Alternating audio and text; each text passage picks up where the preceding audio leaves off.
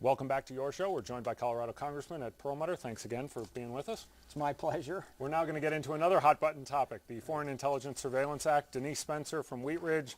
I want to know, Congressman, why you voted for the FISA bill, which gives the President and the telecoms immunity from violating the Fourth Amendment. Her words, why should I respect laws when they seem optional? To you all, Mark Goldman, how can you and fellow Democrats agree to rid the Constitution of the Fourth Amendment? Dan Moore from Erie, Linda, a constituent of yours from Lakewood, Nancy Cronin, just to mention a few, all unhappy with this bill and this vote. And I think I know Nancy Cronin. So what I would say is I voted against the first three editions of this bill, the President's version and two versions from the Senate, because I felt they violated the Fourth Amendment, people's right to privacy. This bill is a vast improvement over any of those three, and it's an improvement over the FISA law that was passed back in 1978. First thing it does is it states unequivocally the exclusive province of issuing warrants is in the courts. Now, President Bush has said he feels he has the inherent authority to issue wiretaps and eavesdropping when he, as an executive, wants to do it. This bill says, the exclusive spot for that are the courts, the Article III courts. Second, it improves things so that any U.S. person here or abroad has to have a warrant issued. There has to be probable cause under the Fourth Amendment. Third thing it does is it says, obviously, the Fourth Amendment limits anything, which it always would do no matter what. So the law itself specifically refers to the Fourth Amendment. So the bill on a going forward basis is better than the law that's existed since 1978 that came about because of Richard Nixon's wiretapping. But it also improves the technical piece, which is if a Pakistani is talking to an Afghani, but the call is routed through the United States, the old law would have said anything that comes across the United States or anything that comes across the United States would have required a warrant. And so this says, no, if it's going from a Pakistani to an Afghani, neither of whom is entitled to the protections of our Constitution or the Fourth Amendment, it changes that in that respect. So do you tell the people like Sam Taylor from Wheat Ridge, Scott Peoples from Boulder, that they're worrying about something that they ought not to be worrying about? I would suggest to them, I've been involved, just really looking at the law back in August and then in February and March. I read the 150 pages of amendments before I voted on this thing. On Friday, I consider myself to be a civil libertarian. I also have a responsibility to make sure that people are safe and secure in this country and our men and women who are serving us around the world. And so I think that this compromise, and this was clearly a compromise, it wasn't everything that I would want, but it's much better than the law today and much better than what was proposed to us earlier in these sessions. So I think this is an improvement, and I feel, I looked at it long and hard. I listened to all the debates. I listened to those who opposed it. I listened to those in favor of it. And at some point, you got to make a decision. And I made a decision that this is an improvement. This is advancing the ball. This is a compromise that I'm prepared to vote for, and I did. I want to shift you to a political question. Cindy Charlton writes in about your early support for Senator Obama.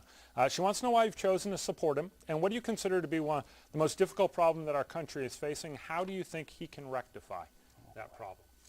Well, I'm supporting him because I think Barack Obama is the future. I've met him on several occasions. My family's known him for 20, 25 years, my Illinois side of our family. And I think he brings gifts that you don't see very often in any man or woman. And I believe he's a brilliant man. I think he's a consensus builder.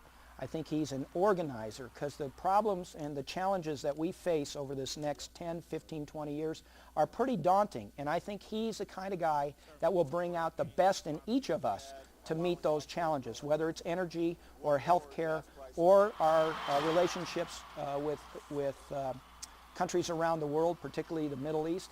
I think he is the kind of guy that can lead this country with all of us pitching in, and do it in a consensus way. Now, she asked, what do I think is the biggest issue? Well, there are many big issues. I think that energy, which we talked about for the first part of this hour, that's a huge issue because it puts us behind the 8 ball in terms of our foreign policy and our climate and national security, a whole variety of things. I'd like to see him really focus on energy. Healthcare, another giant issue that we face in this country, and I think he's come up with a good plan that I like. Speaking of healthcare, I wanted to shift you to a topic. We got an email from the folks at Komen Denver, who I know came and met with you in Washington.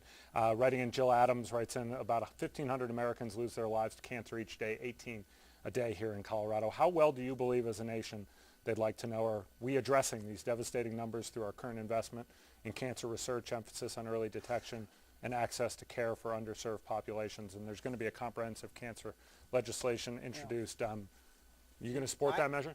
And I have, and I will. And I think the bigger question, the tougher question is the legacy we want to leave, the investments we want to make. I mean, one of the biggest problems we faced under this administration and the prior Republican Congress, when you cut taxes and you prosecute a war, you put the country in the red just like that. And then all of a sudden your ability to invest in cancer research or you know, one of my kids has epilepsy research, you know, to be selfish about it. I'd like to see her not have any more seizures. And so we've taken, I think, our eye off the ball. We should have been going after Osama bin Laden in Afghanistan. We went into Iraq. We've spent a fortune, and it's cost us dearly in terms of our infrastructure, in our sciences, in our health care, and that's another big issue for the next president to deal with. And I feel that Obama is the guy that can really take us forward. I've got about 45 seconds left. Matt Dietzler from Littleton, you talked about spending. Wants to know what you propose that we do as a nation about our growing national debt.